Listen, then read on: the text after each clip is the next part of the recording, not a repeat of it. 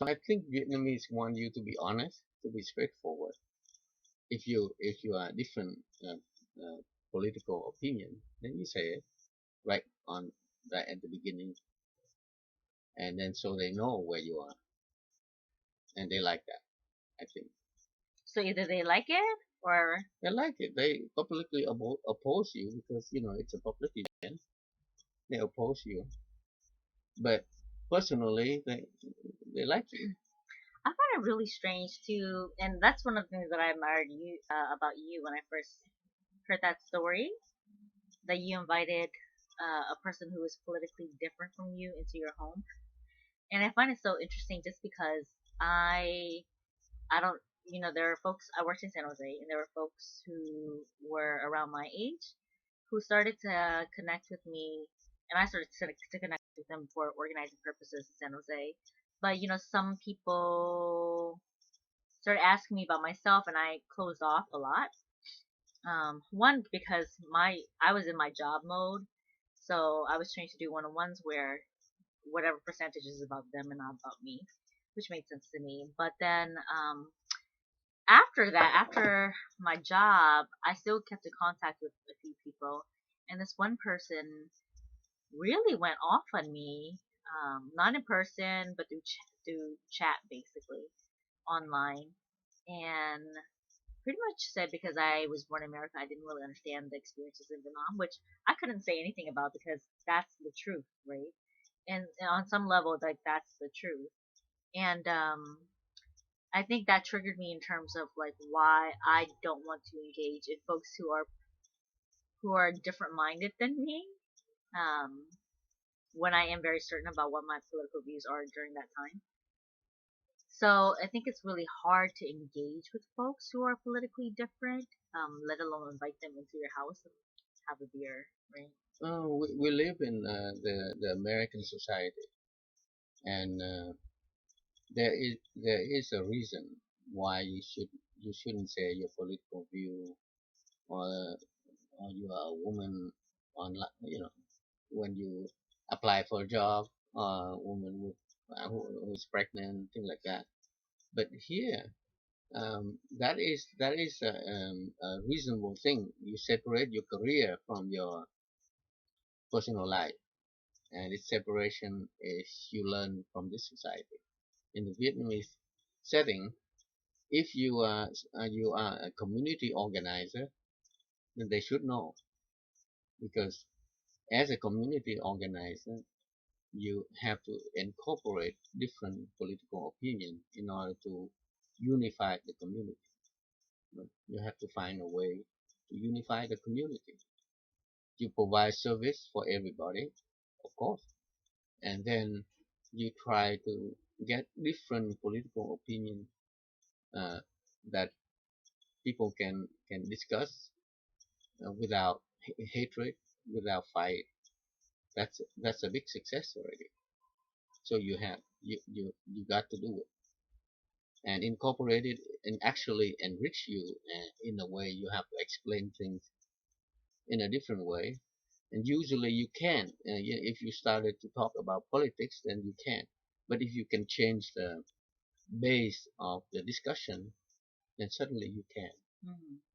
The base of discussion is like I was sitting, I was put into a room sitting with all the leaders of the right wing in Philadelphia at one table. When was this? It was like 2 or 3 years ago. And Nancy looked at it and said, "What? What are you doing that for?"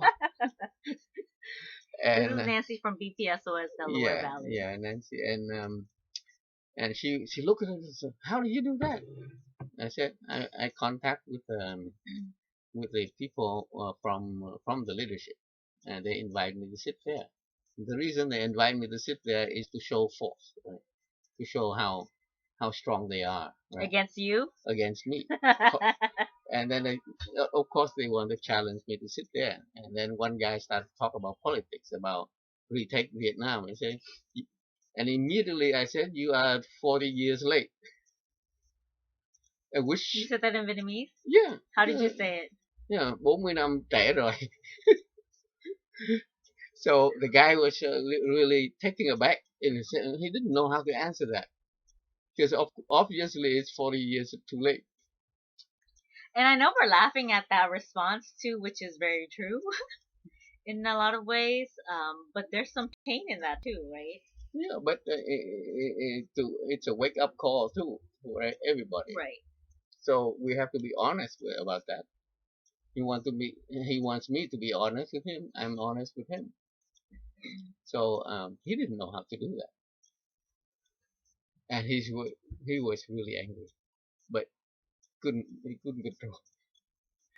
But I was sitting there, and then they gave me an instrument, đàn tranh, to play, and Kind of half an videos. hour before the event, the đàn tranh all messed up. They gave me with the string reverse, and so I looked at it and started to look at the đàn tranh. It was really a bad one too. So so it means that I couldn't play. But I fix it, and then I come up and play. It's easy. For me, it's easy. I turn the lantern upside down, open everything, and then put it back together and play. Hmm. That's it. So you were set up. Set up, but like this challenging me, in a sense. Yeah. And if I can't do it, and they can say, "Hey, you're not that good."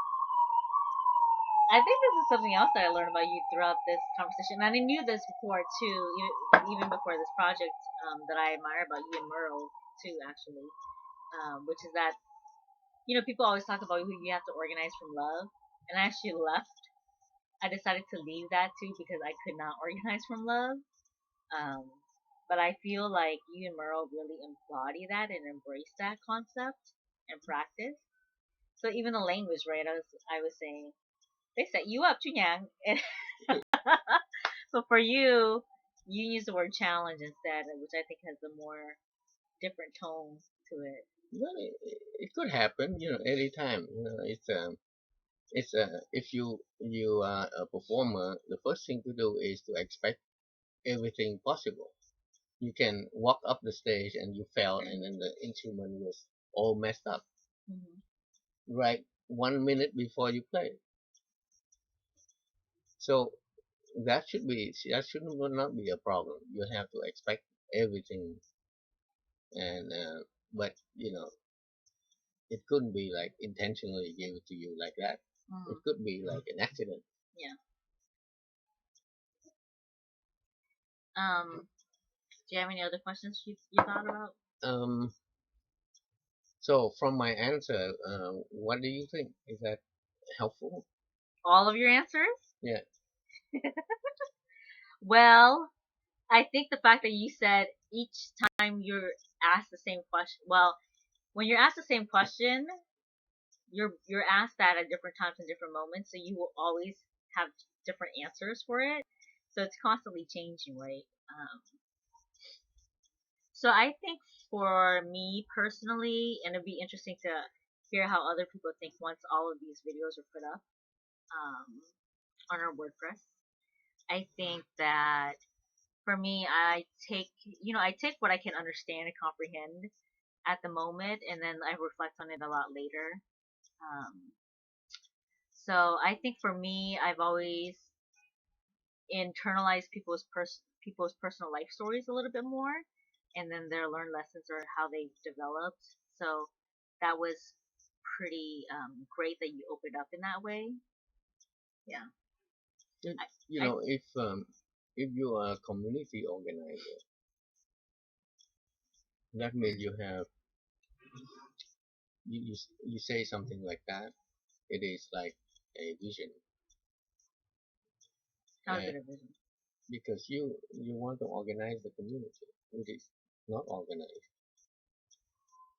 and that means you do some action so that the community will be together, and then you define a vision for that community organizing job for uh, Indo-Chinese community, for Southeast Asian community. Then you started to see that